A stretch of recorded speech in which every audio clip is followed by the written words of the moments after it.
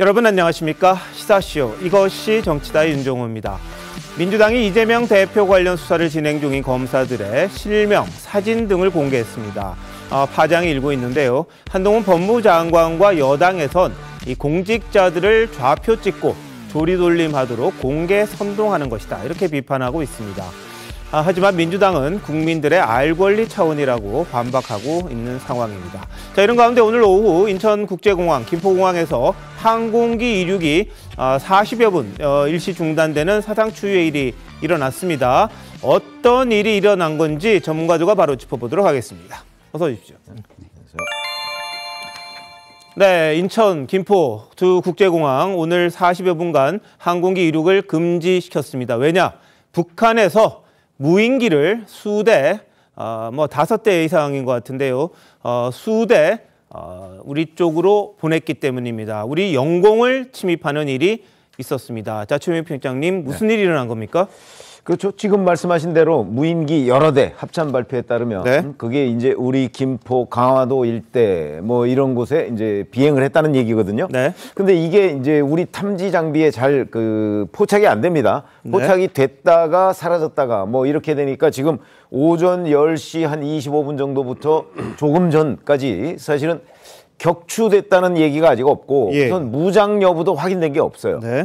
그러니까 혹시 무장했을 수도 있잖아요. 아마 그래서 김포공항하고 인천공항에 이제 항공기 이륙이 한 시간 가까이 좀 중단됐던 것 아닌가 싶고, 지금도 뭐 계속 추적 중인데 이게 추적이 쉽지는 않은 것으로 보입니다. 네. 그러면 이제 북한이 왜 무인기를 여러 대 투입을 해서 이런 상황을 벌였는가 하는 의도인데, 뭐 그것도 합참이 분석 중이라고 하지만 여러 가지 형태의 다양한 도발 뭐 이런 것들에 대해서 이제 한국과 미국이 제대로 움직이지 않으니까 강도를 좀 높이려는 것 아닌가 뭐 이런 생각이 듭니다. 자, 오늘 10시 25분 오전입니다. 10시 25분경에 경기도 일대에서 북한 무인기로 추정되는 미상 항적, 그러니까 항적이 좀 알 수 없는 여러 개가 이제 포착이 된 거죠. 그래서 공격 헬기, 전투기 이런 것들을 우리 공군에서 출동을 시켰습니다. 그래서 이 추정체인데 추정되는 게 아마 무인기인 것 같다. 속도가 느리고 이렇다 보니까 무인기인 것 같다. 뭐 일부 드론이라고 보통 이야기하는 그런 부분인데요. 우리나라에서도 몇 차례 발견이 됐던 그런 비행체입니다. 근데 이게 한두 대가 아니라 수대의 항적을 발견하고는 포착하고는 우리 군이 대응을 했는데 2014년에 침투한 것과 거의 비슷한 크기다. 지금 보시는 저런 정도입니다. 이게 정찰하는 용도로 많이 쓰였던 건데요. 물론 핵탄두도 장착이 가능하다고는 이야기를 합니다. 뭐 소형화된 핵탄두가 있다면 그럴 텐데요. 이 비행체에서 예전에 우리 사드 기지까지 촬영이 됐던 적이 있었고요. 서울, 청와대 이런 부분 예전에 촬영했던 것들이 우리가 이제 포착이 됐던 적도 있습니다. 추락해서 우리 군에서 이거를 분석했더니 청와대나 이런 부분들에 대한 항공 사진이 들어있는 그런 것도 있었습니다. 근데 지금 김포, 강화 부근 영공을 침범했고요. 민가까지 내려왔다고 지금 군에서는 파악을 하고 있습니다. 김포, 파주, 강화도 일대로 지금 침투가 됐던 부분이 있었고요. 우리가 지금 대응을 하고는 있습니다만 마을까지 왔기 때문에 바로 격추시키기도 어려워요. 민가가 있기 때문에. 그래서 안전지대까지 날아가는 걸 포착을 해서 거기서 이제 포획을 하려고 잡으려고 지금 이야기를 하고 있는 것 같은데 그게 쉽지는 않은 그런 상황이라고 합니다. 전 주한미 사령관 버웰 벨은 과거 북한의 이 핵 공격 전망에 무인 비행기를 꼽은 적이 있었습니다. 한번 보시죠. The best way to deliver a nuclear weapon to Seoul today is in the belly of an airplane. Even a drone conceivably could carry a nuclear weapon. So, I mean, this is a serious threat to the Republic of Korea. 네, 자, 드론 같은 거, 무인기에 이제 핵을 실어 나올 수 있다. 이런 우려를 이미 했던 겁니다. 2014년에요. 그래서 우리가 공군 전투기와 공격 헬기를 투입해서 대응 중이다. 지금 이걸 잡기 위해서 애를 쓰고 있는데 안 하는 건지 지금 지켜보고 있는 건지 그건 아직까지 정확하게 나온 게 없습니다. 자, 김병민 교수, 이거 어떻게 봐야 될까요? 네, 지금 뭐 포획을 하려고 하는 것인지 일단은 전술 중이라는 얘기들이 계속 나오고 있는데요. 이게 이제 경기도 상공뿐 아니라 서울 상공까지 일본 것 아니냐라고 하는 속보들까지 나오는 걸 보니까 꽤 오랜 시간 동안 북한에도 작전을 진행하고 있는 것 같고, 대한민국 차원에서도 북한이 어떤 경우로 이 내용들을 움직이게 되는지를 아마 면밀하게 다 같이 함께 공동 대응을 하고 있는 것이 아닌가 싶은데요. 북한 입장에서는 처음으로 지난달에 있었던 무인기 같은 경우에는 정찰 무인기를 몰래 보내서 성주 사드 기지를 촬영하고 돌아가는 길에 여기에 떨어진 내용들을 대한민국 정부가 그 당시 발견을 해서 당시 뉴스도 크게 보도된 바가 있었지만, 지금 같은 경우는 아예 공개적으로 대놓고 실질적으로 육안으로 식별이 가능할 정도의 위치까지도 돌아다니고 있는 상태이기 때문에 북한이 어떤 의도를 가지고 지금 이 같은 위협적인 행동들을 하고 있는지를 파악하는 게 중요할 것 같고요. 앞서 이제 설명을 잠깐 해주셨지만 이게 이제 군사 분계선을 넘어온 상태인데 여기서 즉각적인 나름대로의 총격 대응이나 이런 부분들이 우발적인 상황으로 벌어질 수도 있어서 매우 조심스러운 측면들도 일부 있을 겁니다.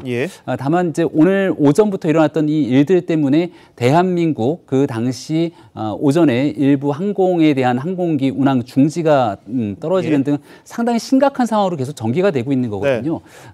특히나 여기에 만약이라도 지금 이 무인기에 담겨져 있는 내용들이 무엇인지 확인이 안 되고 있기 때문에 군사 당국, 정부 입장에서도 마지막 순간까지 우리 국민들에게 아주 작은 피해라도 있지 않게 이 내용들 조속히 정리하기 위한 노력들을 아마 진행하고 있는 것으로 알고 있습니다. 알겠습니다. 첫 발견한 게 10시 반쯤 되니까 지금 7시간이 지났습니다. 7시간이 지났는데도 지금도 추적을 하고 있고 대응을 하고 있고 지금 잡기 위해서 애를 쓰고 있다고 하는데, 이게 아직까지는 어느 정도의 성과가 나 있는지 아직 나오진 않았습니다. 그리고 이게 지금 경고 사격도 하고 경고 방송도 하고 이런 식으로 무인기가 넘어오지 않도록 조치를 했음에도 불구하고 그냥 군사분계선 넘어왔다는 거거든요. 그리고 일부는 DMZ, 그러니까 비무장지대 밑으로 남쪽으로도 내려와서 우리 민가까지 상공을 날았다는 그런 상황입니다. 북한은 2014년에 처음으로 무인기라는 단어를 쓴 적이 있습니다. 보시죠. 정체불명의 무인기가 청와대와 경복궁 일대를 포함한 서울 도심을 자유자재로 날아다니고 오도맞고 있는 백령도 상공에까지 누비고 유유히 비행했다며 수도권 방공망이 통째로 뚫린 셈이다. 네, 자, 청와대, 서울 막 돌아다녔다고 주장하는 거죠. 그리고 방공망 뚫렸다, 이렇게 우리를 흔들어 놓는 저런 방송을 하기도 했었습니다. 김종욱 교수님 어떻게 보십니까? 제가 볼 때는 매우 정교하게 준비된 도발이라는 생각이 들고요. 일단 이거가 있기 전에 뭐가 있었냐면 고체연료 실험을 했었어요. 그러니까 소위 고체연료를 실험한다라고 얘기하는 건 액체연료는 투입할 시간이 있기 때문에 식별을 할 수 있습니다만 고체연료 같은 경우는 식별할 수 없는 부분이 분명히 있고요. 이제 그것을 실험하고 난 다음에 지금 한 것이 투발수단 실험을 하고 있는 거죠. 예를 들면 잠수함에서 쏜다거나 SLBM 같은 게 그런 거지만 또 장, 중, 그다음에 단거리 미사일을 시험을 했고, 그다음에 제가 볼 때 무인 비행기를 통해서도 도발할 수 있다라고 하는 것을 보여주고, 뭐 핵 같은 경우는 핵 배낭도 있기 때문에 다양한 투발 수단을 통해서 위협을 할 수 있다라는 측면에서 저는 2014년도에 했었던 어떤 무인 비행기를 통해서 소위 한국에 대해서 북한이 이러한 방식을 통해서 공격할 수 있다. 왜냐하면 북한이 가장 두려워하는 게 스텔스기예요. 이게 잡히지 않은 상황이 분명히 있기 때문에 비대칭 전력 상황이 벌어지고 있는 거죠. 거기에 대한 대응 차원이 있는 것 같기도 하고, 또 하나는 지금 북한이 계속 미사일을 쏘고 하는 게 있지 않습니까? 그러니까 제가 볼 때는 과거에 썼던 것들을 지금 소진하는 경우도 분명히 있는 측면이 있어요. 전 그래서 아직까지 우리 국방부가 정확하게 상황에 대해서 설명하고 있지 않습니다만 이런 다각적인 상황을 통해서 강대강, 소위 한반도가 상당히 위기에 처해 있다는 사실들의 시그널을 주는 것 같고요. 저는 그 시그널은 기본적으로 미국에게 있다고 봐요. 그러니까 미국이 대화에 나오는데 그냥 나오는 게 아니라 상당히 진전된 안을 갖고 나와야 된다는 얘기를 하고 있는 하나의 시그널로 보입니다. 알겠습니다. 북한의 요구사항은 그런 걸 건데 미국 그다지 그렇게 내놓을 것 같지는 않습니다. 우리에 대해서 위협을 하고 자신들이 할 수 있는 모든 걸 지금 동원하는 그런 단계인 것 같습니다. 핵실험도 곧 있을 거다, 이런 관측도 있습니다만, 근데 북한의 드론을 이용한 무인기 도발에 대해 송승종 대전대 군사학과 교수의 목소리 한번 들어보시죠.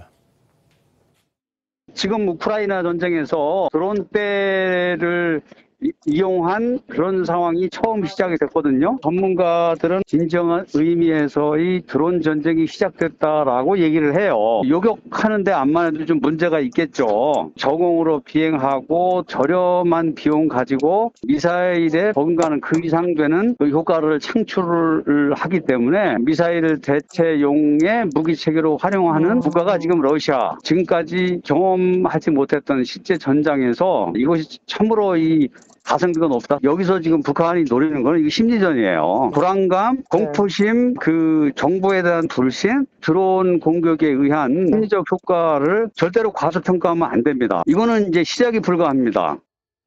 네, 우리 쪽을 뒤흔들기 위한 일종의 심리전 도구로 드론, 무인기를 사용하고 있는 것이다. 이렇게 분석을 하고 있습니다. 이게 작기 때문에 레이더에 잘 포착이 안 되는 경우도 있고요. 그러다 보니까 지난번 2014년, 2017년 우리가 놓친 상황에서 이게 기계 고장으로 인해서 추락해서 이 내용물을 봤던 그런 적이 있었거든요. 근데 오늘 같은 경우에는 항적들이 여러 개가 포착이 됐기 때문에 그나마 우리가 대응을 할 수 있었지만 예전에는 우리도 모르게 왔다 간 적도 사실 있었던 것 같아요. 김광삼 변호사님, 이거 어떻게 우리가 대응해야 될까요? 일단은 이 무인기가 네. 남한을 저렇게 때로 침투했다는 거잖아요. 예. 그 자체로 국민의 입장에서는 불안이랄지 공포가 조성될 수 있다고 봐요. 그러면 이제까지 이게 처음이었을까요? 물론 2014년도에 이제 추락한 무인기가 있었지만 네네. 그때로부터 지금 벌써 시간이 많이 흘렀잖아요. 예. 거의 8년 흘렀단 말이에요. 그러면 네네. IT 기술이 엄청나게 발달하고 있고 더군다나 좀 깜짝 놀랐던 것이 지금 무인기가 오전 10시 한 반 정도 넘어왔는데 네네. 아직까지도 추적하고 있다는 거 아니에요. 예. 그러면 배터리 기술이랄지 그 상호 소통하는 그런 무인 전파랄지 이런 것들이 엄청나게 발달했다고 볼 수 있거든요. 네. 그러면 북한의 입장에서는 사실 경제적으로 굉장히 어렵기 때문에 국방비에 있어서 한계가 있어요. 그러면 비행기를 사실은 사온다랄지 그러면 그게 아주 적어도 몇백 되지 않습니까? 그러면 이게 가성비를 포함해서 여러 가지 측면에서 보면 굉장히 자신들이 쓸 수 있는 유리한 그런 무기라고 생각할 수 있기 때문에 아까 전문가 얘기했습니다마는 요격하기도 쉽지 않고요. 그다음에 또 이걸 또 발견하기도 쉽지 않아요. 그래서 이제부터는 우리나라가 이제 무인기 자체가 침투하고 이러한 행동을 하는 것이 현실화됐기 때문에 좀 더 이제 경각심을 가지고 이제 대책을 세워야 하지 않나 싶습니다. 알겠습니다. 재래식 무기 가운데는 굉장히 가성비가 높다 이렇게 볼 수가 있겠죠. 우크라이나에서도 우크라이나가 이제 러시아에 대해서 사용한 게 이제 무인기 드론이었는데. 아무래도 군사적으로 좀 약한, 그러니까 재래식 무기에서는 약한 쪽에서 저런 식의 공격을 할 경우에 대응하기가 참 굉장히 어려운 경우가 있다. 근데 오늘 말이죠. 이 드론 사태, 무인기 사태에 대응하기 위해서 횡성에서 KA-1 경공격기가 출동을 했어요. 출동을 했는데 이게 또 추락을 했어요. 추락을 하는 바람에 다행히 조종사 두 사람은 이 비상 탈출을 해서 병원으로 옮겨졌는데 경상이라고 합니다. 무인기 도발과 관련해서 이제 작전 지원을 하는 그런 입장이었다고 하는데 비행사들이 다치질 않아서 그나마 조금 다쳤다고 그래서 다행인데 이 대응 태세에 대해서 좀 문제가 있는 게 아니냐 이런 지적이 있을 수밖에 없을 것 같은데 장윤주 변호사 어떻게 보세요? 그렇습니다. 오늘 오전에 이제 횡성군에서 그 공군 항공기가 추락했다는 소식 보고 많이들 놀라셨던 것으로 알고 있습니다. 네. 다행히 말씀 주신 것처럼 이제 조종사 두 분의 이제 인명 피해는 없었고 지금 민가 피해는 확인 중이라고 하지만 일단 아직까지 들려오는 소식에는 피해는 없는 것으로 확인이 됩니다. 그나마 다행이긴 한데 근데 문제는 이 항공기 추락이 지금 북한의 그 무인기를 뭔가 대응하는 출동 중에 일어난 추락이었다라는 점에서 많은 분들이 과연 우리 군의 경계 태세가 제대로 갖춰져 있는지 시스템이 제대로 돌아가고 있는지에 대한 우려의 목소리를 주실 것 같습니다. 네. 특히 이번에 북한 무인기 같은 경우에는 지금 SNS상에서 일반 국민들이 그 육안으로도 보인다라고 하면서 막 찍은 촬영된 동영상이 지금 돌고 있을 정도로 국민 불안감이 조성될 수 있는 사안이거든요. 북한이 어쩌면 노리는 부분이 우리 국민들의 불안감을 조성하는 부분일 수도 있다라는 그 전문가의 목소리를 또 빌어 생각해 보건데 이것에 대해서 당연히 지금 정부가 격추를 할지 또는 포획을 할지에 대해서 나름대로 판단을 하고 신중하게 접근하고 있는 것은 분명히 이해가 됩니다. 하지만 이게 작전이 일단락이 되고 나면 국민 앞에 이 내용들을 소상하게 설명을 해야만 국민들의 불안감을 해소할 수 있는 것이 아닌가라는 생각이 듭니다. 자, 최평주 주장님. 지금 북한은 저런 식으로 이제 도발을 합니다. 지난번에 위성 사진 보냈더니 우리가 조악하다 그랬더니 이렇게 굉장히 비난하는 성명을 발표했고 우리는 또 대신에 김일성 궁전 이런데 정밀한 사진 보여줬거든요. 네. 거기에 대한 일종의 반발일까요? 어떨까요? 그런 것도 있고 전체적으로 길게 보면 사실은 도발 강도를 계속 높여왔죠. 뭐 SRBM을 발사한다든가 그러니까 뭐 육지 또는 뭐 해상 또는 뭐 지금처럼 공중에서 이런 식으로 다양한 형태의 도발을 하고요. 그다음에 특히 이 북한이 이제 우리보다 조금 강하다고 하는 데가 바로 저런 무인기 분야거든요. 그래서 그동안에 한 5년 전까지만 해도 북한의 무인기가 대수가 워낙 적기 때문에 도발에 이용할 수 없을 것이다. 뭐 이렇게 얘기를 했었고요. 그러나 이제 무인기에 비해서 사실은 일반적인 뭐 전투기나 이런 것들은 남북 간의 격차가 더 커요. 그러니까 북한으로서는 이제 아마 무인기가 좀 확보가 된 것 아닌가 싶어서 저런 걸로 이제 일정한 정도의 도발 수위를 계속 높여가고 있는 단계라고 저는 봅니다. 그러니까 만약에 이제 그 지난번에 뭐 예를 들어서 해상도가 높은 뭐 무슨 정찰 사진 뭐 이런 거는 그 우리하고 한미 당국이나 이런 데하고 비교가 안 되는데 북한이 좀 우위에 있는 분야가 있을 수 있으니까 아마 그런 분야를 가지고 지금 도발 강도를 이번뿐만 아니고 앞으로도 더욱더 높일 가능성이 있는데 문제는 이제 저게 그 우리 대응책이 사실은 마땅하지가 않아요.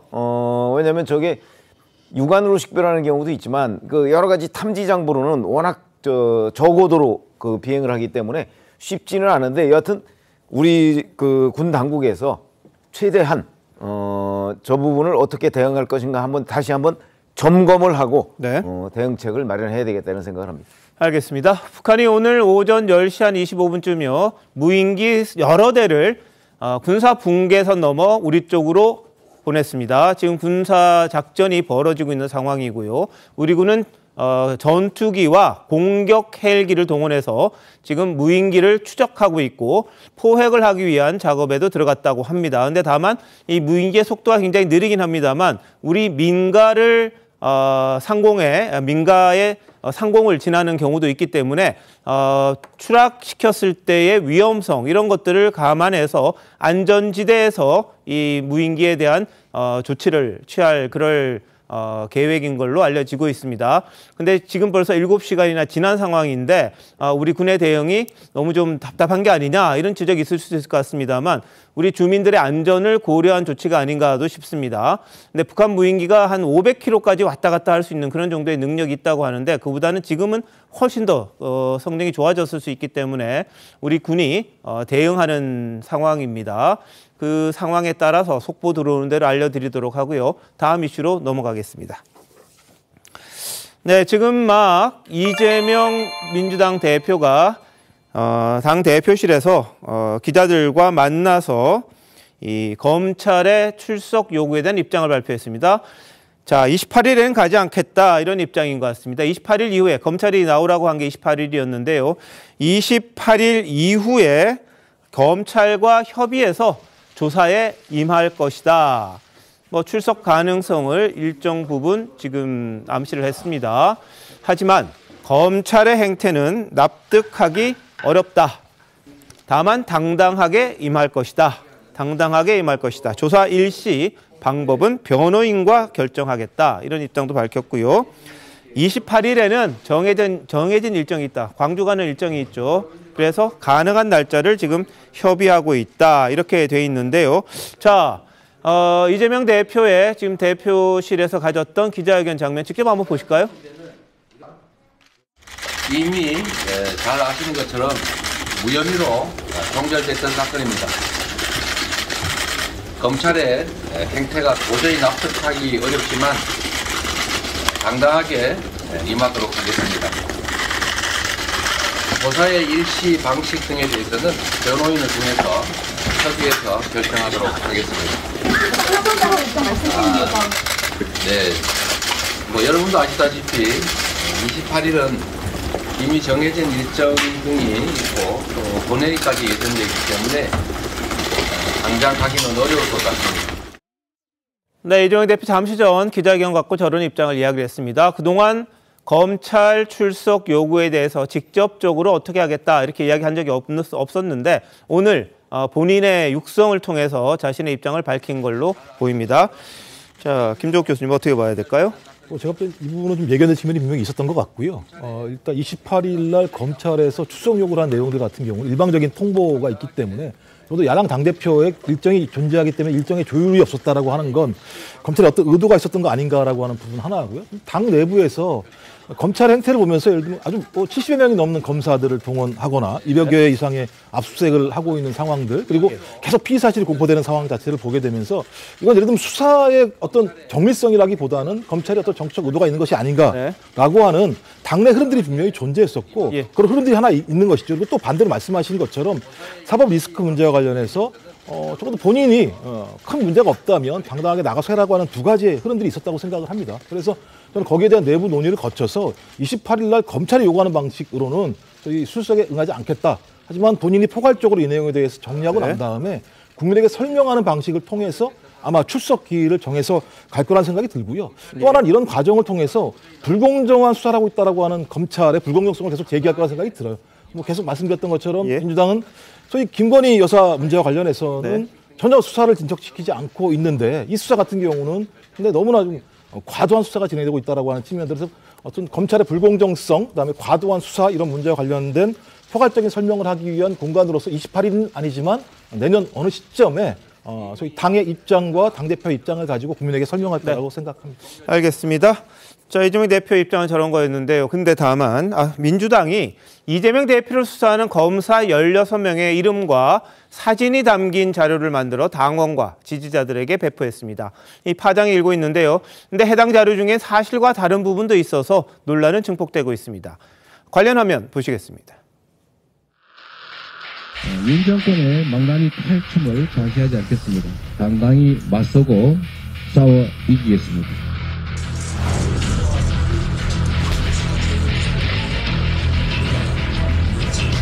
수사를 지휘하고 담당하는 검사들 대다수가 소위 윤석열 사단입니다. 정치 검찰의 면모를 제대로 보여주고 있습니다.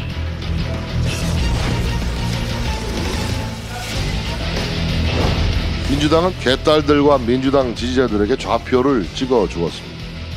검사 명단 공개 같은 유치한 협박으로 이재명을 둘러싼 태산 같은 범죄 혐의를 덮을 수 없습니다.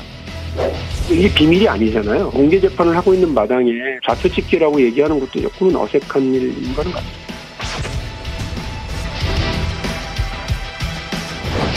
민주당이 이재명 대표 관련 수사를 진행하는 검사들 이제 사진과 이름을 공개했거든요.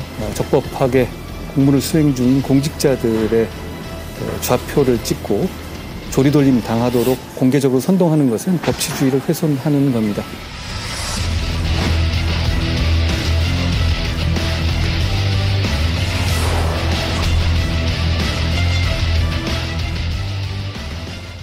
네, 민주당이 배포한 자료에는 대장동 사건을 수사 중인 송경호 서울중앙지검장, 쌍방울 변호사비 대납 사건 등을 수사 중인 홍승욱 수원지검장, 성남FC 후원금 사건을 수사 중인 이창수 성남지청장을 비롯해서 이 검찰청에 있는 검사들의 일선 수사 검사들의 이름, 그리고 거기다가 뭐 윤석열 사단 이런 낙인을 찍는 것도 있었고요, 일부. 그런 식으로 명단을 공개했습니다. 자, 김광선 변호사님 어떻게 보세요?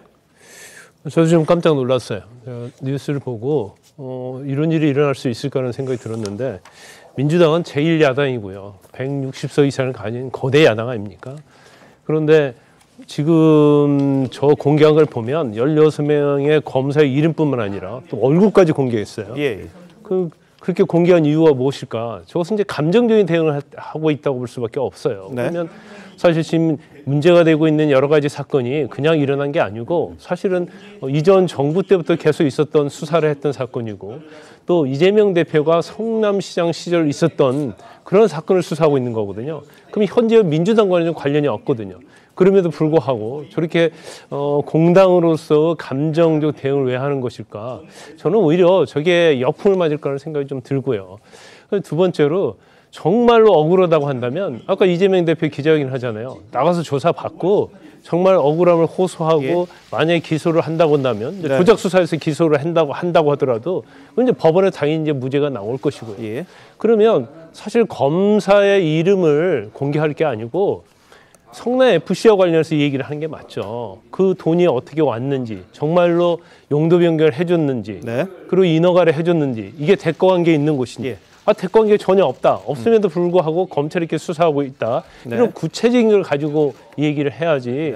굉장히 감정적으로 검사의 이름과 실명을 공개하고 사진을 공개하는 것은 결과적으로 뭐 좌표 이게 나오고 있습니다만은 지지자들에게 뻔때를 보여줘라. 이런 어떤 지령, 마치 명령처럼 들리는 거거든요. 그래서 특히 지금 민주당의 주류가 지금 이 친 이재명결로 꾸려져 있기 때문에 좀 너무 감정적 대응을 하는 게 아닌가. 근데 결과적으로 얻을 게 없다 이렇게 봅니다. 자, 한동훈 법무부 장관은 바로 공개적으로 비판을 했습니다. 들어보시죠.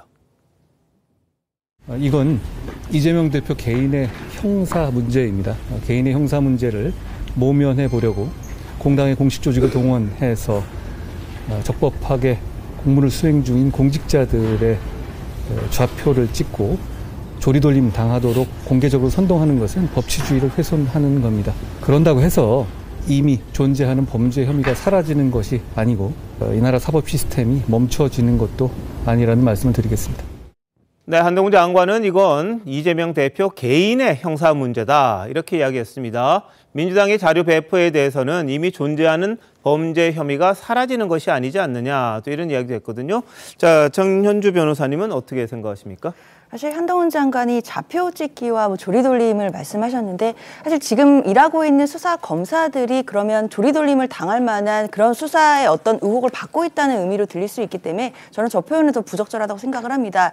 왜 수사 검사들은 이미 언론을 통해서도 다 공개가 되어 있고요. 그리고 법조인들끼리는 지금 검사의 그 배치표라는 걸 다 보고 있기 때문에 어느 지역에 어느 검사실에 어떤 검사들이 일하고 있다는 거 다 알고 있습니다. 그리고 수사 검사들이라고 해서 익명성으로 보장돼야 되는 이유도 없는 것이고 당연히 공개되는 것이고요. 우리나라가 일반적으로 공무를 수행할 때 공직자들도 다 이름을 걸고 뭐 민원 공무인마저도 그 민원인을 상대로 할 때 자신의 이름을 걸고 공직을 수행을 합니다. 그런 의미에서 민주당에서는 이 수사에 임하시는 검사분들도 자신의 이름과 얼굴을 걸고 떳떳하게 공정하게 수사를 해달라 이런 요청으로 봐야 할 것이지 저것이 무슨 좌표를 찍고 조리돌림을 당한다 뭐 그럴 만한 의혹이 있다라는 것을 또 오히려 풍기는 것 같아서 저 말 자체는 좀 부적절하지 않나라는 생각이 듭니다. 자, 김병민 교수님요.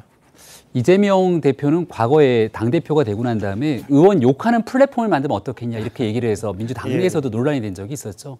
이렇게 사진 그리고 얼굴과 이름까지 공개하겠다는 건 이 사람들이 문제 있는 거야로 낙인 찍어서 여기에 대한 전체적인 공격 포인트를 삼는 것 아니냐 이런 비판과 지적이 당연히 이어질 수밖에 없는 건데 지금은 수사 중인 상황이니까 검사에 대한 이름과 얼굴을 공개할 테고 이제 나중에 시간이 지나서 기소하고 재판에 가서 만약에 유죄로 판결이 되게 된다면 그때는 재판부의 판사에 대한 사진, 실명들을 또 공개하지 않겠습니까? 이런 식으로 가게 되는 게 사법 시스템을 무력화시키기 위한 또 다른 폭력 행위가 아니냐 비춰질 수 있는 여지들이 있다 생각하고요. 근데 가만히 생각해 보면 한동훈 장관 얘기처럼 이런 행위들을 한다고 수사하는 검사들이 수사를 안 할 것도 아니고 사법 시스템이 정지되는 것도 아닐 텐데 왜 여론이 악화될 수밖에 없는 이런 무리한 일을 할까? 그만큼 지지자들이 단결할 필요성을 느낄 정도로 다급한 것이 아닌가라고 판단될 수밖에 없기 때문에 오히려 이재명 대표 측이 조금 더 자중할 필요가 있다는 생각이고요. 한 가지 더 첨언하고 싶은 건 민주당이 이재명 대표에 관한 건에 이렇게 적극적으로 나서는데 같은 방식으로 민주당 내에서 또 억울하다고 얘기하는 노웅래 의원 수사하는 검사들에 대해서는 아무런 조치가 없네요. 그런 걸 보면 민주당을 방탄으로 삼고 있는 행동이다라고 하는 비판 아마 여기에서 정확하게 드러나는 것이 아닌가 싶기도 합니다. 알겠습니다. 자, 근데 김의겸 대변인이 논평을 냈어요. 뭐라 했냐면 어두운 역사는 기록으로 남겨야 한다 이렇게 이야기를 했습니다. 그러자 한동훈 장관은 진짜 그런 말 했냐 이런 반응이었는데요. 한번 보시죠. 그 수사 검사 명단 공개에 대해서 민주당은 역사는 기록으로 남겨야 한다 이렇게도 주장하고 있거든요. 민주당이 뭐 역사에 남겨야 한다 그런 말을 진짜 했습니까? 역사에 남을 것이란 말은 다른 의미에서 동의를 합니다. 다수당이 힘을 이용해서 적법하게 공무를 수행 중인 공직자들을 좌표 찍고 조리돌림하도록 공개적으로 선동하는 것이 이렇게 그 과정에서 법치주의를 훼손하려고 하는 것이 그것이 역사에 남을 것이라고 생각합니다. 네, 김의겸 대변인은 야당 파괴의 주역이 누구냐 이걸 기록에 남기자 그랬는데 한동훈 장관은 다수당의 이 법치주의 훼손이 역사에 남을 거다 이렇게 또 반박을 했습니다. 어떻게 들으셨습니까? 자, 저렇게 이제 양측이 공방을 벌이고 그렇게 되면 결국 우리 국민들은 누구 손을 들어줄까요? 아마 물론 절대적으로 누가 옳다 뭐 이렇게 얘기할 수는 없을 거예요. 네. 그렇죠. 뭐 여당도 있고 야당도 있고 또는 뭐 검사들 잘한다고 박수 치는 사람들도 있고 또 민주당의 저런 그 어떤 일종의 그 검찰 수사에 대한 저항이죠. 저 부분에 대해서 또 동의하는 사람도 있을 겁니다. 그런데 이제 문제는 어떤 게 다수냐 하는 게 이제 바로 정치의 영역이거든요. 예. 그래서 저희가 이제 기자를 해본 그동안의 경험이나 이런 것들을 미루어 볼 때는 지금 현재 이재명 대표에 대한 검사들의 수사가 과연 어두운 역사냐 아니면 범죄 혐의를 밝혀내가는 과정이냐 하는 부분에 대한 평가를 저는 아마 다수가 범죄 혐의를 밝혀내가는 과정에 동의할 거라고 생각을 하는 이유가 왜냐하면 우선 자 이재명 대표의 최측근이라고 본인도 인정한 뭐 김용 전 부원장이라든가 아니면 정진상 전 실장이라든가 예. 다 구속됐습니다. 네. 그렇죠? 그게 뭐 예를 들어서 법원에서 그 구속영장 발부하는 것이 그냥 그 어떤 범죄 혐의가 없는데도 불구하고 그리고 이재명 대표가 얘기했듯이 뭐 창작이나 소설에 불과했는데도 불구하고 구속했을 것이다. 이렇게 믿는 우리 국민이 몇 명이나 될까요? 예. 그런 점에서 본다면 네네. 김의겸 대변인이 뭐 검찰이 어두운 역사라고 얘기하지만 네. 아마 그게 어두운 역사인지 아닌지는 오히려 국민들의 다수가 지금 민주당이 하고 있는 일에 대해서 부당하다 이렇게 생각할 가능성이 저는 훨씬 많다. 네. 정치적으로 과연 지금 김의겸 대변인의 저런 주장이 예. 몇 퍼센트의 공감을 받을 것인가 하는 부분에 관해서 굉장히 회의적입니다. 예. 저는요 사건이 발생하게 되면 담당하고 있는 부장검사가 자기의 직을 걸고 나와서 기자들한테 인터뷰를 합니다. 질의응답을 쭉 진행을 하죠. 예. 자기 이름을 걸고 하는 거 내가 이렇게 수사를 하고 있으니 언론에서 이런 내용으로 공개해서 얘기를 해주시라고 얘기를 합니다. 그리고 포스터 사이트에 때리면 사진과 이름 다 나오는 상황입니다. 저는 이게 왜 문제인 건지 모르겠다는 것 하나 하고요. 또 하나는 공공기관의 정보 공개에 관한 법률에 의해서도요. 비공개 대상 정보가 분명히 있는데 예외 조항이 직무 수행을 하는 공무원의 성명과 직위는 예외 조항에 그냥 예외적으로 예를 들어 공개 상관없다고 얘기가 나와 있는 거예요. 법률적으로도 문제가 없고 본인들 스스로 나와서 자기가 사건에서 설명을 하고 있고 그 설명한 내용들을 하고 있는 사람이 포털 사이트에 사진과 이름이 다 나와 있는 상황인데 소위 정적 탄압 또는 예를 들면 야당에 대한 탄압이라고 얘기하는 야당에서 그런 내용들과 관련해서 누가 수사를 진행하고 있다라는 내용들을 밝히는 것이 문제인가? 전 이게 문제라고 얘기하면 네. 과거에 언론에서 친문, 검찰 내 친문이라고 하면서 이름, 사진, 직책 다 나온 것들은 그럼 그건 좌표찍기가 아닌가요? 저는 뭐 한동훈 법무부 장관이 얘기하고 있는 예. 좌표찍기라고 얘기하는 건 피의사실 공포죠. 피의사실이 아직까지도 무죄추행 원칙에도 불구하고 피의사실이라고 검찰발로 다 나오는 내용들이 좌표를 찍고 제가 볼 때는 조리돌림을 하는 건데 예. 아니 수사검찰이 누가 수사하는지에 대해서 사진을 보이고 공개를 했다고 해서 그것이 조리돌림이라고 얘기하는 매우 과장된 표현을 통해서 말은 번지르르 한데 내용은 제가 볼 때는 별로 없는 내용들을 말씀하시는 한동훈 법무부 장관 전 저 태도가 더 문제라고 생각을 합니다. 이게 문제가요. 어느 개인이 했더랄지 수사를 받고 있는 이재명 대표가 혼자 개인의 자기로 했으면 제가 볼 땐 별 문제가 없다고 봐요. 하지만 민주당에서 하는 거잖아요. 당에서 하는 건데 아까 우리 두 분이 말씀하시는데 검사 배치표 보면 이름 다 알 수 있다고 그러잖아요. 그다음에 뭐 어디 뭐 인터넷 들어가면 다 알 수 있다고 그래요. 그럼 이렇게 알 수 있는 것을 왜 저렇게 얘기를 하고 왜 발표를 하는 거예요? 사진과 이름과 무슨 수사를 하고 있는 거까지. 그럼 관심 있는 국민은 다 알겠죠. 근데 저거는 국민의 알 권리 차원이라는 얘기를 하고 있는데 국민들이 저러고 알고 싶어 하지 않은 사람이 많아요. 그러면 결과적으로 아까 김의겸 의원은 그런 얘기를 하잖아요. 어두운 멋을 뭐 국민에게 알려야 한다 이렇게 얘기하고 있는데 국민에게 알리려고 하는 게 아니고 적극 지지층 또는 강성층을 위해서 저걸 보여주시기로 하는 게 아니냐고 그렇게 이해할 수밖에 없죠. 그래서 민주정당 차원에서 한 게 아니라고 한다면 뭐 그럴 수도 있다고 생각할 수 있죠. 알겠습니다. 그렇지만 공당으로서 정당에서 저렇게 적극적으로 저런 행위를 하는 것은 사실은 납득이 안 간다고 봐요. 알겠습니다. 자, 김의겸 대변인은 뭐 재반박하면서 뭐라고 했냐면 진짜 좌표 찍기, 조리 돌리면 검찰이 하고 있다. 다시 말해서 이 문재인 전 대통령과 이 대표를 가리키면서 가서 물어 이러면은 뭐 검사 한 150명이 덤벼들었다. 뭐 이런 식의 재반박을 하기도 했습니다. 그런데 민주당이 배포한 자료에는 특정 검사 이름에 다른 검사 얼굴을 또 넣어서 좀 논란도 됐습니다. 박찬대 최고위원 오류를 인정했는데 한번 들어보시죠. 수사검사에 대한 정보가 대부분 비공개인 상황에서 사진을 잘못 공개하는 오류가 있었습니다. 이 점에 대해서 유감을 표하며 수정된 자료로 다시 배포한다는 말씀을 드리겠습니다. 앞으로도 신중히 하지만 검사들의 정보를 공개하는 일을 멈추지 않겠습니다. 네, 뭐 계속해서 공개하겠다 이런 취지인 것 같아요. 근데 뭐 이 평소에도 당 최고위 발언 같은 걸 모아서 이 뭐 당원 지지자들에게 배포해 왔던 통상적인 활동이다 이렇게 설명을 합니다만 결국은 지지자들을 움직여서 검사들을 위축시키려는 게 아니냐 뭐 이런 지적들이 좀 나왔습니다. 자, 과거에도 민주당에서는 이런 이 검사 공개했던 적이 좀 있었어요. 황희석 야권에서요. 황희석 전 열린민주당 최고위원이 지난 2020년 3월 검찰발 국정농단 세력 그러면서 이제 윤석열 당시 검찰총장 등 현직 검사 14명의 이름 직위 공개한 적이 있었는데요. 여기 한동훈, 송경호 이런 사람들이 좀 있었습니다. 근데 이건 뭐 최고위원, 전 최고위원이니까 뭐 개인 차원이라고 할 수 있는데 이번에는 아주 당에서 나서니까 이게 좀 더 심각한 게 아니냐 이런 지적입니다. 어떻게 보십니까? 그렇죠. 아니 저게 이제 왜 공개하느냐. 그러니까 무슨 얘기냐면 아까 얘기했듯이 웬만한 사람들은 다 압니다. 그리고 예를 들어서 부장검사급 정도까지 공개를 한다면 뭐 지청장, 뭐 지검장, 뭐 부장검사 정도까지 한다면 사실 그 이름 웬만한 인터넷 같은 데 들어가 보면 다 알잖아요. 그런데 지금 당 홍보국이라는 데서 그것도 일반 핵심 당원들한테 쭉 배포한 의도가 뭐냐. 이제 그런 부분이 결국은 저런 수사를 하는 검사들을 겁주기 위한 것 아니냐. 그러니까 핵심 지지층한테 자 이런 사람 그러니까 좌표 찍기라는 얘기가 나오는 겁니다. 이러이러한 사람들이 지금 이재명 대표를 수사하고 있습니다. 우리 당원 여러분. 그럼 그 다음은 뭐죠?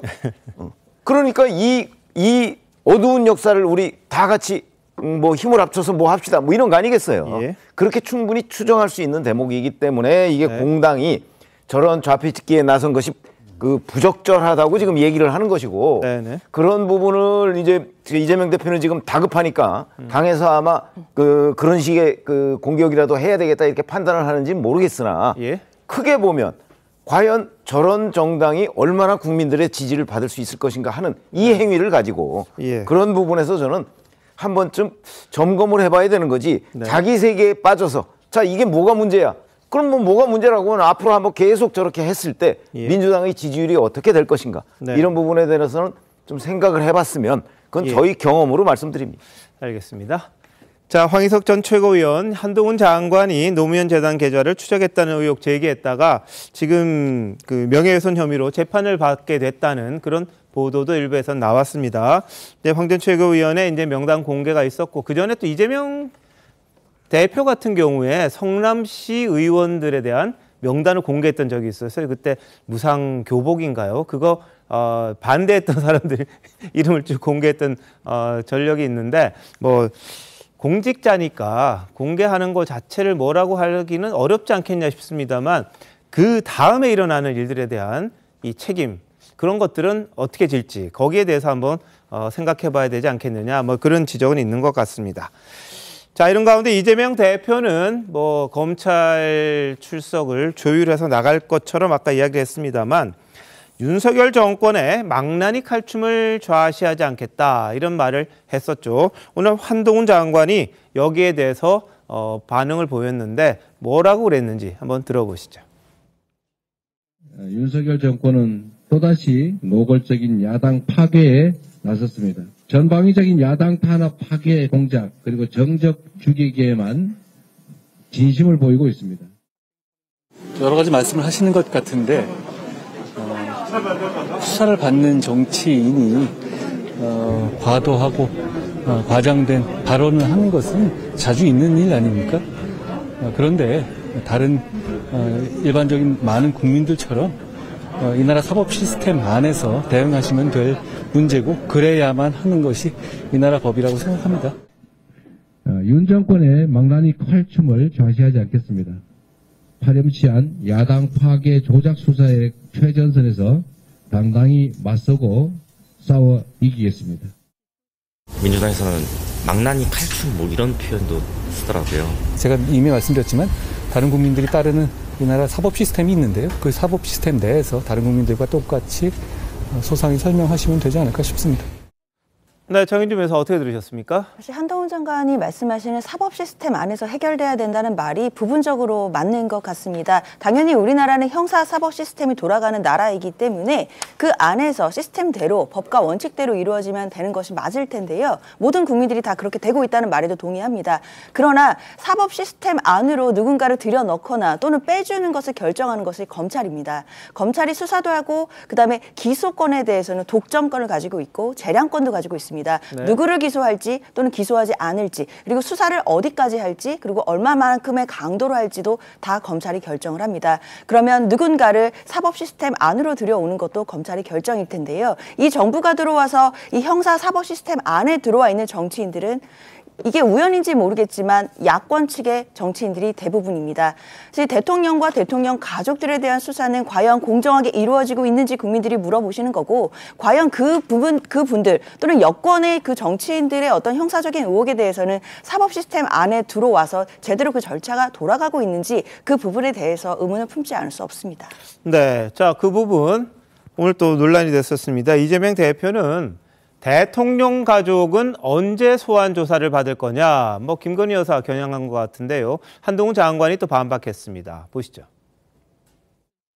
혐의도 뚜렷하지 않는 이재명에게 언제 소환에 응할 거냐 물을 게 아니고 중범죄 혐의가 명백한 대통령 가족은 언제 소환 조사 받을 거냐를 먼저 물어보시기 바랍니다. 지난 정부 이래 여러 수사기관에서 철저히 수사를 해오고 있는 것으로 알고 있고요. 그리고 법에 따라 공정하게 결정될 거라고 생각합니다. 그리고 무엇보다 지금 얘기되는 사건들이 서로 아무 상관없는 사건들이잖아요. 네. 장관이 얘기하고 있는 것처럼 이재명 대표가 얘기하고 있는 건 본인에게 제기되고 있는 무수히 많은 혐의들이 있을 텐데 그 얘기들에 대한 사건의 진실들을 얘기하지 않고 본인에게 제기되는 의혹들이 나올 때마다 그런데 윤석열 대통령은 이라는 방식으로 끌고 들어가고 있죠. 두 가지 사건은 같은 사건에 연관성이 있는 내용들은 아니지 않습니까?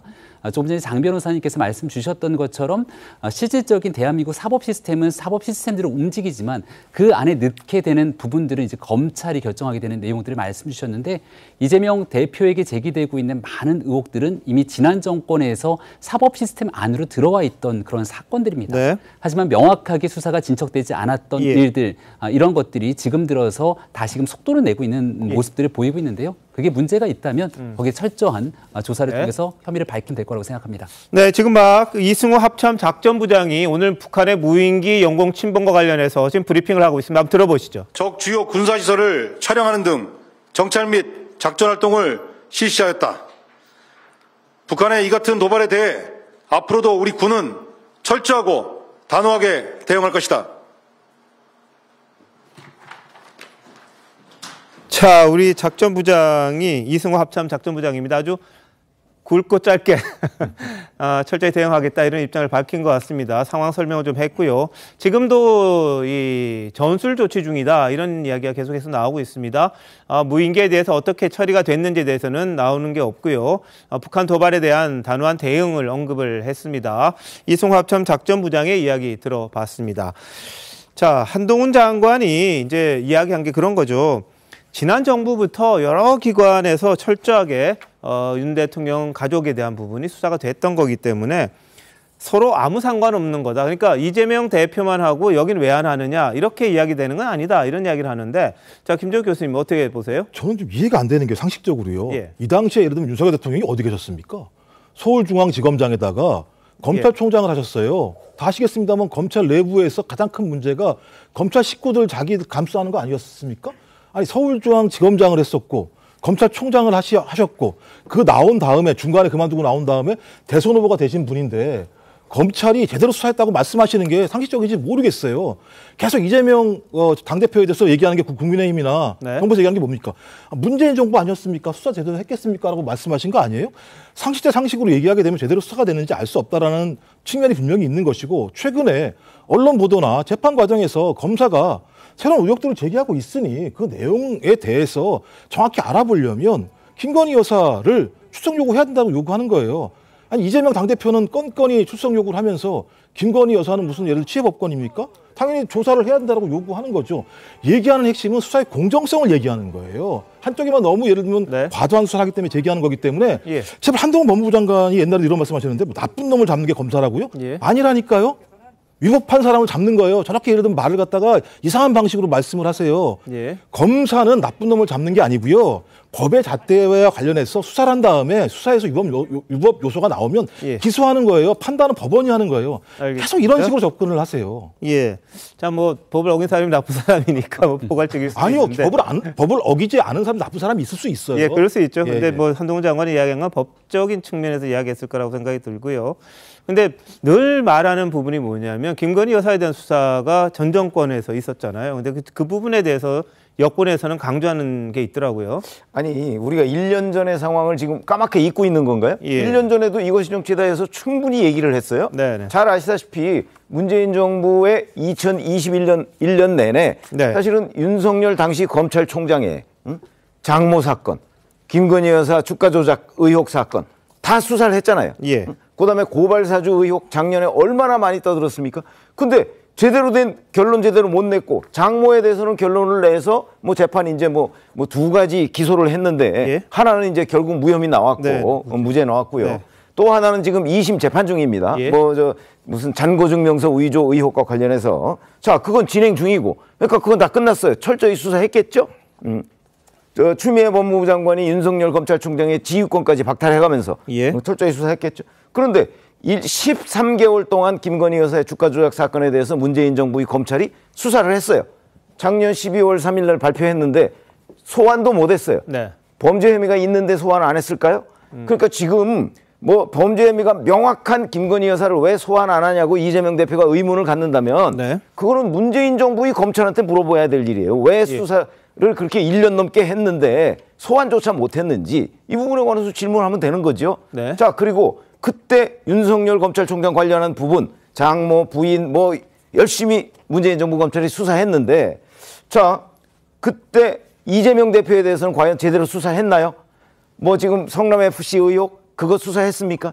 그다음에 대장동 의혹 이재명 대표와 정진상 실장 빼놓고서 맨 대장동 일당들만 수사했잖아요.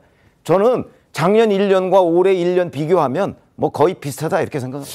알겠습니다. 자, 뭐 정권에 따라서 이 조사 대상이 달라지고 이런 것들은 바람직하지 않은 그런 일이죠. 말씀하신 것처럼 위법한 사람들 잡아 놓으라고 저희가 세금으로 월급 주는 게 바로 검찰일 텐데 그 부분에 있어서 어느 때는 다르고 이때는 뭐 또 다르고 그런 식이면 곤란하지 않겠나 싶습니다. 김건희 여사 뭐 잘못되어 있으면 바로 뭐 기소하든 하면 될 것 같아요.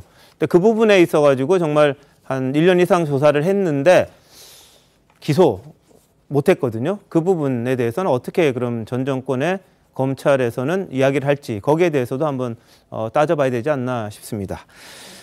자, 이재명 대표 이제 검찰에 출석할 가능성이 큽니다. 28일은 아니지만 뭐 협의해서 가든 아니면 뭐 어떤 방식이든지 뭐 서면 조사를 할지는 잘 모르겠습니다만 검찰의 조사에 응할 가능성은 있는데 이 당내에 문심 끌어안기 행보에도 박차를 가하고 있습니다. 새해 초에 이제 부산, 울산, 경남을 방문할 예정인데 아마 문재인 전 대통령도 만날 거라고 합니다. 이에 대한 여야 반응 한번 보시죠. 이재명 당대표께서 개판이 이런 거 뭐 반명이니 친명이니 이런 거 가리지 않고 또 전직 대통령에 대한 예우와 인사 차원에서 찾아뵙는 것은 잘하는 의미다. 잘하는 행동이다라는 말씀드립니다. 또 문재인 전 대통령이 역시 민주당의 한 울타리로서 같이 탄압을 받고 있기 때문에 민주당의 이름으로 공동으로 탄압받고 있기 때문에 함께 허심탄회하게 그러한 고충을 서로 공감하는 것은 굉장히 중요한 일이죠. 문재인 전 대통령과도 만날 것이라는 보도도 있었습니다. 동아줄이라고 믿는 그 줄도 사실은 수명이 다한 해진 줄이라는 것을 모르고 있지는 않을 것입니다. 해진 줄도 잡아보려는 것은 그 정도로 이재명 대표의 심상이 앞날이 불안한 듯 보입니다. 지금 필요한 것은 문심이 아니라 양심입니다. 네, 민주당 내에는 뭐 반명, 친명, 비명 뭐 이런 계파가 있다고들 지금 이야기를 하는데요. 문재인 대통령과는 좀 결이 다른 친명 쪽이어서 이제 이재명 대표가 문재인 전 대통령에게 조금 뭐라 그럴까요? 이 같은 마음으로 좀 도와줬으면 하는 그런 마음을 전하려고 하는 게 아니냐 이런 이야기가 좀 있습니다. 사법 리스크를 좀 해소해보자 이런 취지가 있을 것 같은데 자, 장 변호사님 이 만남 어떻게 보십니까?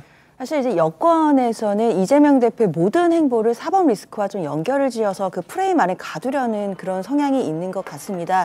일단 이재명 대표가 지금 문재인 대통령을 만나는 것은 지금 이른바 계획되어 있었던 경청 투어의 한 과정이거든요. 경청 투어라고 해서 이제 민생을 찾아가는 그 행보인 것인데 이제 전국을 도는 일정인 것이고 네. 이제 올해까지는 이제 광주 호남까지 이제 일정이 있고 이제 내년부터 부울경 지역을 찾아갑니다. 가면서 당연히 이제 양산에 계시는 문재인 전 대통령을 이제 찾아뵙고 네. 이런 일정들이 자연스럽게 나오는 것인데 아무래도 지금 이재명 대표가 직면하고 있다라고 하는 그 사법 리스크를 가지고 국민의힘에서는 자꾸만 프레임에 씌우려고 하는 것 같습니다. 예. 무슨 행보를 하더라도 사법 리스크를 피하기 위함이고 또는 방탄을 하기 위한 것이다. 이제 이런 논리로 가는 것이고 문재인 대통령을 만나는 것도 결국에는 자신을 보호하기 위해서 이제 문심에 호소하는 것이 아니냐라고 네. 이제 얘기가 나오는데요. 물론 뭐 문재인 전 대통령 같은 경우에도 검찰의 수사 대상이 되고 있다라는 얘기가 나오고 있고 전 정부에 대해서도 수사를 하고 있기 때문에 그런 면에서는 또 야권이 전체적으로 총결집하는 계기가 될 수도 있을 것이라는 생각은 드는데 네. 꼭 그것이 목적이 아니더라도 뭐 경청투의 한 과정이니까요. 앞으로 이제 문재인 대통령을 만나서 어떤 메시지가 나올지 그걸 듣고 나서 또 얘기를 해도 늦지 않을 것 같습니다. 알겠습니다. 이 당내에서 이제 뭐 단일 대우가 안 되는 것 아니냐, 뭐 서로 간의 생각이 다른 것 아니냐 그런 해석들이 나오다 보니까 이재명 대표가 다른 한 축인 문재인 전 대통령 쪽을 겨냥해서 만나러 가는 게 아니냐 이런 해석도 좀 나오는 것 같습니다. 자, 그런데 계속해서 검찰의 수사가 이재명 대표를 향해 가고 있습니다. 특히 성남FC 같은 경우에는요. 네이버 관계자로부터도 이 성남시로부터 후원금 압박을 받았다. 이런 진술을 받았다. 이런 보도가 나왔습니다. 분당 차병원도 마찬가지의 그런 이야기가 있었는데요. 지금 두산건설과 관련해서는 이 건물 용도 변경이라든지 이런 것들 상당한 혐의가 있다고 보고 검찰이 송치를 했는데 다른 기업들도 계속해서 들여다보고 있다고 합니다. 자, 이런 가운데 민주노총 조합원들이 이런 오전부터 민주당사를 기습 점검하면서 또 민주당을 좀 곤혹스럽게 했는데요. 한번 보실까요?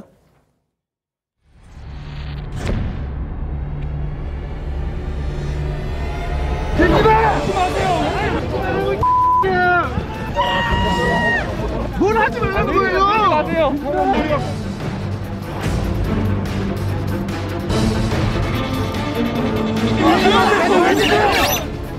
민주당은 국힘 눈치 그만 보고 노조법 2조, 노조법 3조 즉각 개정해라! 개정하라! 차라리 국민의힘처럼 솔직히나 했으면 좋겠습니다. 더불어민주당은 어떻습니까? 앞에서는 아닌 척하면서 뒤로 돌아서는 호박식 가고.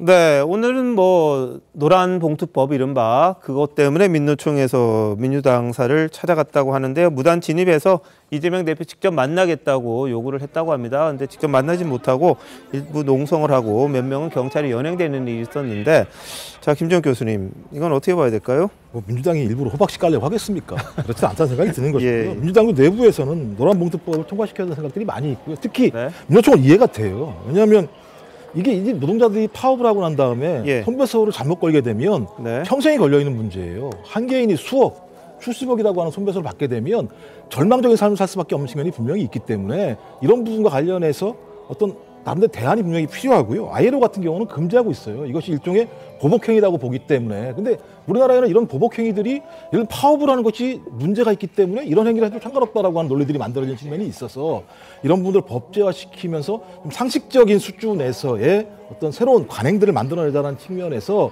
저는 민노총 또 특히 저런 문제를 당하고 있는 노동자에게는 좀 절박한 요구라는 생각이 들기는 합니다. 그런 측면에서 당연히 제1당인 민주당의 행보가 느리게 네. 보일 수밖에 없다는 측면이 있기 때문에 예. 거기에 대한 어떤 나름대로 행동이라는 생각이 들기는 합니다만 예.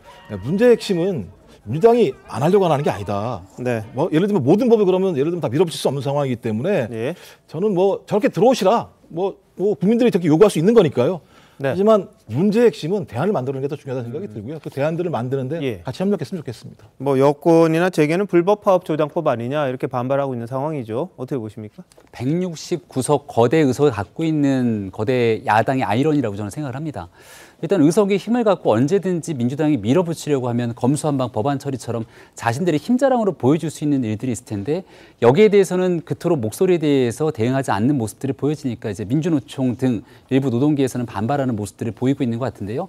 네. 민주당에서도 여러 가지 눈치 보는 상황들이 계속 전개되는 것 같은데 지난번 화물연대 파업에서도 안전 문제 관련된 내용 속에서 민주당의 목소리를 세게 외치다가 여론의 일부 좀 안 좋게 흘러들어가는 모습들을 지켜보면서 예. 민주당도 일정 부분 발을 뺀 것 아니냐 또 이런 목소리들도 있었거든요. 네. 그러니까 민주당이 지금 현재 있는 위치에서의 상황 그 내용들을 아마도 예. 민주노총 등이 목도하는 내용 속에서 저 같은 성토가 나온 것 같은데 예. 어떤 길을 걸을 건지에 대해서 이제 많은 국민들이 지켜보고 있는 바 민주당의 결단도 앞으로 좀 주목될 거라고 생각합니다. 알겠습니다. 민주당이 이래저래 좀 곤혹스러운 입장인 것 같습니다. 자, 이제 또 하나 있죠.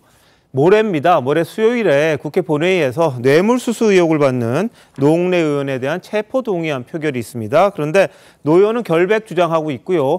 권성동 의원까지 찾아가서 읍소하는 그런 일이 있었는데 오늘 세계일보, 문화일보 보도에 따르면 노웅래 의원이 어떤 식으로 청탁과 관련해서 문자를 보냈는지가 좀 일부 드러났습니다. 한번 보시죠.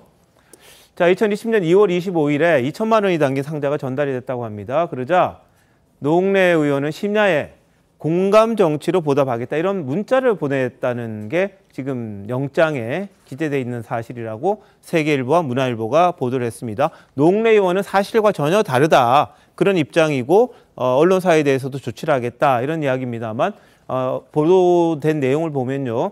3월 14일에는 지역 사무실에서 1,000만 원 격려 방문 감사하다 메시지를 보냈고 뭐 공무원 연락처를 하나 전달한 걸로 지금 돼 있는 것 같습니다. 그리고 7월에는 의원 사무실에서 2천만 원이 전달받았는데 저번에 주셨는데 뭘 또 주셨냐 이런 문자가 오간 게 아마 영장에 기재가 돼 있다고 해요. 그리고 11월과 12월에는 국회 인근에서 각각 또 1,000만 원 그러니까 6천만 원이라는 돈이 어떻게 전달됐는지를 검찰이 지금 파악을 한 것 같은데 그 이후의 정황까지 검찰에서는 주장하는 것 같습니다. 보면 돈 봉투를 건네받았고 여기서 이제 국세청, 한전자회사 인사 청탁과 관련해서 이 구체적으로 좀 이야기해라 뭐 이런 내용들이 좀 오갔다 이런 보도가 있습니다. 여기에 대해서 노웅래 의원은 허위 사실이다, 제보자, 언론사 고발하겠다 이렇게 반발을 하는데 자 김광삼 변호사님 어떻게 보세요? 근데 이제 저 내용이 이제 문자 메시지라고 하는데요.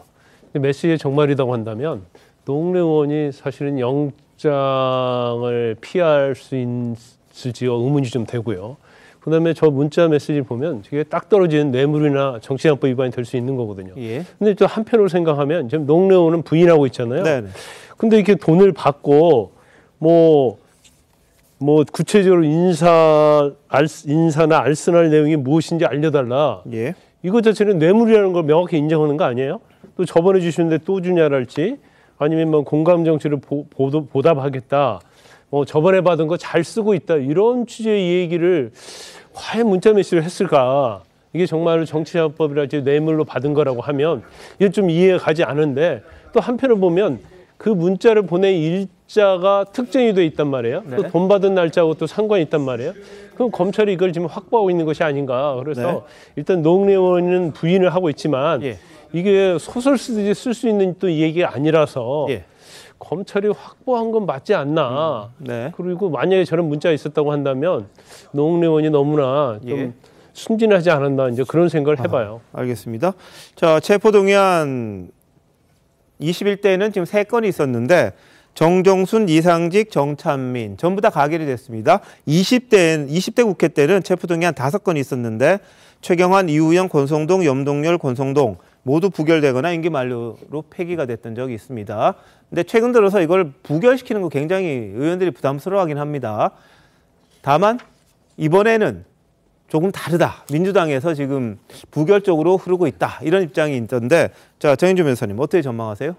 사실 이 부분은 좀 전망하기는 어려울 것 같다는 생각이 드는 것이 당론으로 결정을 해서 의원들이 같이 투표를 하는 것이 아니라 지금 무기명 투표인데다가 지금 개인 투표를 하는 것으로 이제 가닥이 잡혔습니다. 그렇기 때문에 민주당뿐만 아니라 국민의힘의 이제 100석이 넘는 의원님들도 과연 어떤 표를 행사할지에 대해서 전혀 예측이 안 되는 부분들이 있고요. 또 민주당의 의원들조차도 가표를 던질 것인지 부표를 던질 것인지에 대해서 굉장히 많은 고민들을 하고 있다라는 얘기들이 들려옵니다. 네. 그렇기 때문에 정말 이 부분은 표결을 해봐야지 알 수 있을 것 같은데 부결이 되든지 가결이 되든지 일단 정치적으로 봤을 땐 여러 후폭풍이 몰려올 것은 분명합니다. 하지만 분명한 것은 가결이든 부결이든 이것이 민주당만의 결정이 아니라 국민의힘의 의원들도 분명히 표결에 들어가서 그것들 반영이 돼서 나오는 결과이기 때문에요. 이번 표결에서는 과연 그 표결수와 그 가결수 또 부결수 이런 부분까지도 분석을 한 후에 또 잘잘못이나 책임을 물어야 될 것 같습니다. 알겠습니다.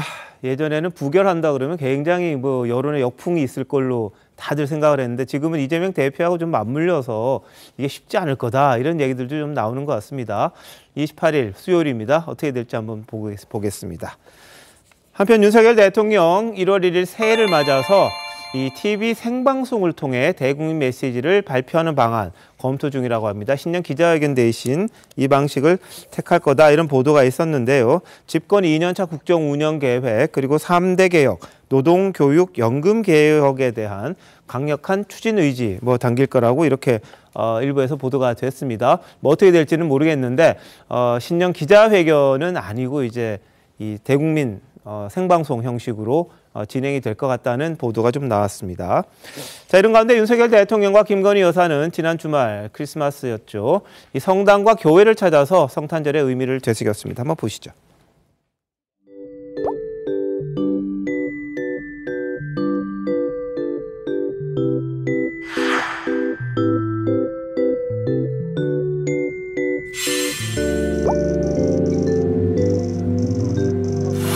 윤석열 대통령님 그리고 김건희 여사님 네 분께서 깜짝 방문을 해주셨어요.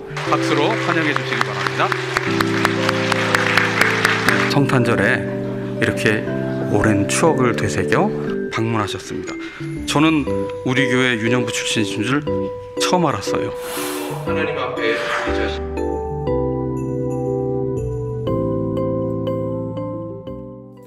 네, 김백민 교수님, 대통령 부부가 바빴네요. 예, 크리스마스 이브 그리고 크리스마스 성탄절 당일까지 성당과 교회를 찾았는데요. 다 의미가 있는 곳이었죠. 성당 같은 경우는 그동안에 늘 명동 성당을 갔는데 한국 성당의 어머니라고 불리는 약현 성당을 찾았습니다. 그리고 젊은 또 청년들이 결혼하고 싶은 성당을 꼽으면 제일 첫 번째로 꼽히는 곳이기도 한데 오랜 역사와 전통이 있는 곳을 찾았고요. 윤 대통령 세례명이 암브로시라고 할 정도로 또 20대 때는 카톨릭의 여러 활동들을 했었고 어린 시절에는 미션 스쿨을 나왔기 때문에 어린 시절에 다녔던 교회, 그 영암교회를 직접 찾아서 아마 본인 스스로도 교회에서 성탄절에 대한 예배를 드리면서 굉장히 많은 생각을 했던 것 같은데 크리스마스 이브와 또 성탄절 같은 경우에는 이 종교 활동을 넘어서서 많은 대한민국 사람들과 함께 기쁨을 나눌 수 있는 좋은 날 아니겠습니까? 대통령과 김건희 여사가 함께 성탄에 대한 축복을 좀 나눌 수 있는 행보들을 펼쳤다라고 생각을 합니다. 알겠습니다. 옛날 사진도 지금 나오고 있는데요. 윤 대통령이 첫 꿈이 목사였다. 예전에 후보실에 밝혔던 적도 있습니다. 하지만 기독교의 영향에 푹 빠져 있었지만 다른 길을 택했습니다. 자, 그리고 윤 대통령 부부는 새로운 가족을 또 맞았습니다. 은퇴 안내견인 세로미를 분양받았는데요. 현재 강아지 5마리, 고양이 5마리, 여기에 세로미까지 11번째 반려동물이 됐습니다. 화면으로 만나보시죠.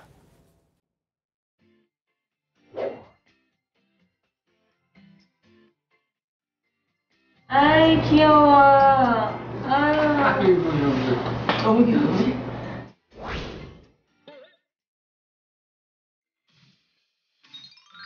우리 안내견이나 특수목적견이 은퇴를 한 경우에 제가 맡아서 한 마리는 제가 하겠습니다.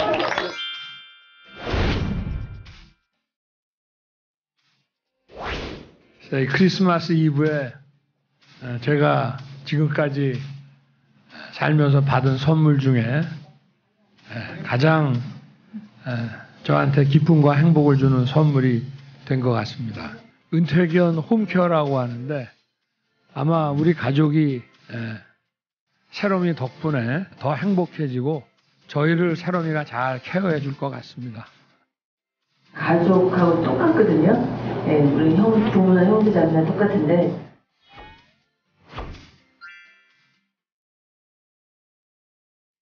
네, 새롬이가 봉사를 참 많이 했던 은퇴견인데요. 오늘은 대통령 집무실까지 따라왔다고 합니다. 무슨 일이었을까요? 한번 보시죠. 윤 대통령은 지난 24일과 어제 새롬이를 데리고 따로 주무셨다고 합니다. 그리고 오늘 아침 윤 대통령이 출근하려는데 새롬이가 계속 따라와서 결국 집무실까지 데려올 수밖에 없었다고 합니다. 대통령은 출근 뒤에 수석 비서관들과 티타임을 가졌고 이때 새롬이를 수석들에게 인사시킨 뒤 다시 관저로 돌려보냈습니다. 네, 새롬이가 아주 사람을 많이 잘 따르는 것 같습니다. 처음 입양이 됐는데도 같은 방에 따라와서 이제 잔다고 그랬고 각방 썼다 그러네요. 그러다가 이제 집무실까지 왔다가 집으로 돌려보냈다고 하는데 장윤주 변호사님, 11마리의 반려견, 반려묘 어떻게 보십니까? 사실 5마리의 강아지와 이제 5마리 고양이, 예. 그래서 10마리였는데 사실 그것도 굉장히 많은 반려견, 반려묘라고 할 수 있을 텐데요. 한 마리가 더 늘어서 이제 총 11마리의 반려견과 반려묘를 함께 하게 된 것 같습니다. 북적북적할 것 같다는 생각은 들고요. 그리고 또 지금 또 얘기를 들어보니까 저게 대선 당시에 뭐 작년 한 1월 정도에 그 공약했던 부분이라고 하더라고요. 그 은퇴 안내견을 입양하겠다 당선되면 그 부분에 대한 약속을 지켰다라는 부분에서는 좀 의미 있는 행보 같고요. 다만 이제 대선 때 하셨던 약속들이 여러 가지가 많으신데 특히 이제 야당과 협치하겠다 이런 말씀도 하셨고 당선되시고 나서는 바로 이제 국민 통합과 협치하시겠다라고 하셨는데 야당 대표와 야당 지도부 만나는 것도 좀 그 약속도 좀 지켜주시면 어떨까라는 생각이 듭니다. 알겠습니다. 뭐 통합의 정치 필요한 부분인 것 같습니다. 자, 근데 윤 대통령의 지지율이 40%를 거의 다 넘어가는 결과들이 계속해서 나오고 있는데 특히 오늘 좀 한국갤럽이 연간 통합 집계를 했는데요. 올해 20에서 30대에서 진보가 보수보다 우세하다는 공식이 깨졌다. 이런 분석이 나왔습니다. 한번 보시면요. 자, 이 위쪽, 이 기준선에서 위쪽으로 가 있는 게 이제 보수를 의미하는데요. 지금 뭐 56세부터는 쭉 다 보수죠. 그러니까 35세부터 54세까지는 진보가 많습니다. 근데 특이한 게 18세부터 20세까지는 진보가 많고요. 21세 같습니다. 22, 23세까지는 24세, 3세까지 이 진보가 많은데 24세부터 30세 그리고 32세부터 34세까지 오히려 보수가 조금 더 많은 그런 분석을 갤럽에서 내놨습니다. 최 편집장, 이거 어떻게 봐야 될까요? 자, 근데 저 세대가 사실은 그 굉장히 오히려 뭐 보수다 진보다 하는 그 이분법적 그 접근보다는 약간 실용으로 접근하는 경향이 있거든요. 네. 그냥 그 우리의 삶을 개선해 주는데 어느 정부가 또는 어느 대통령이 더 나은가 뭐 이런 부분을 굉장히 많이 그 따지고 그러면서 또 자주 또 변하기도 해요. 예, 그렇죠. 그런 점에서는 저게 고정적인 건 아닐 것이다 이렇게 생각을 하고 다만 이제 40대, 50대에서 지금 뭐 그 진보가 굉장히 많은 걸로 나와 있는 거는 뭐 일각의 분석은 이제 김대중 노무현 정부 10년 뭐 이런 데서 이제 고등학교 교육을 받은 사람들 때문에 저런 결과가 나왔다 이렇게 얘기하는 사람도 있는데 그것도 정확한 과학적 분석은 아닌 것 같고요. 알겠습니다. 아마 이런 부분은 좀 조금 더 과학적 분석이 뒤따라야 될 부분입니다. 뭐 요즘 이른바 뭐 MZ세대 뭐 이념보다는 실용 그리고 자신에게 뭐가 더 좋을까라든지 그런 부분에 있어서 굉장히 많이 움직일 수 있는 여지가 있는 계층이 아닌가 싶은데요. 좀 갤럽에서는 최근에 보수 진보와 관련된 분석을 하나 내놓은 게 있었습니다. 자, 한편 서영교 민주당 최고위원이 지난 23일 이태원 참사 희생자들의 분향소를 찾았다가 파이팅 이런 말을 했다가 좀 논란이 됐습니다. 서 최고위원은 오늘 유가족을 향한 건 아니었다 이렇게 반박을 했죠. 한번 들어보시죠. 파이팅! 이상한 사람이구나. 아니 분양가 앞에 와가지고 분양가 앞에 와서 화이팅 이상하게 치는 사람은 안 이상하고. 잘 찍어줘.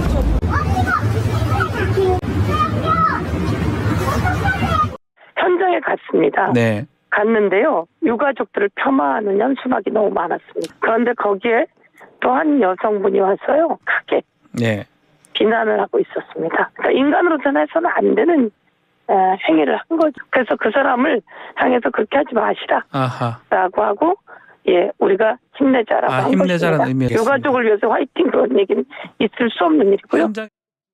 네, 지금 뭐 보셨습니다만 분향소에서 여하튼 화이팅을 했는데 그게 유가족이 아니라 누가 비난하는 사람이 있어서 개의치 말고 우리끼리 힘을 내자 이런 취지였다고 합니다. 어떻게 보셨어요?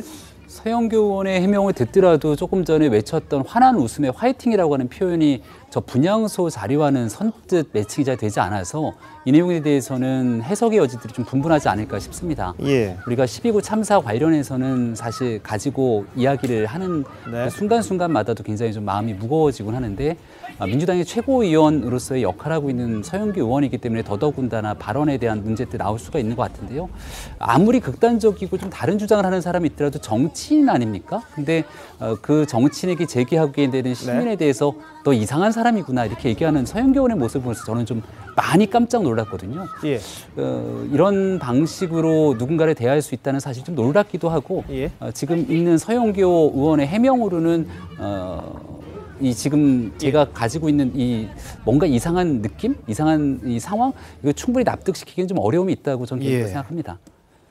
예, 뭐 일단 제가 볼 때 이리 했건 저리 했건 분향소라고 하는 공간이 주고 있는 분위기 상황들이 분명히 있기 때문에 또 최고위원이기도 하지 않습니까? 예. 어떻게 설명한다고 하더라도 부적절한 발언이었다는 생각이 들 수밖에 없는 건데요. 예. 저는 예를 들면 저렇게 서영교 최고위원 개인의 문제가 아니고요.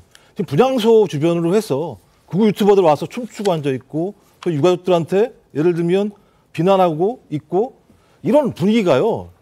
정치권이 만들어낸 팀이 분명히 있어요. 과거에 뭐 권성동 의원, 장제원 의원, 김민아 이렇게 국민의힘 의원들 같은 경우가 소위 유가족들에게 얘기하는 또 유가족들과 같이 도와주는 분들한테 얘기하는 이런 분위기들을 만들어내니까 그런 분위기에 편승돼서 극우 유튜버들이 가서 춤을 추거나 비난하는 이런 문제들은 저는 서영교 의원도 문제입니다만 해봐 좀 저쪽 지역에서만큼은 정부든 아니면 정치인이든 최소한의 예의, 나름대로 추모 이런 마음들을 저는 가져야 되는 것이 저희 사람이라면 상식적인 태도라고 생각합니다. 알겠습니다.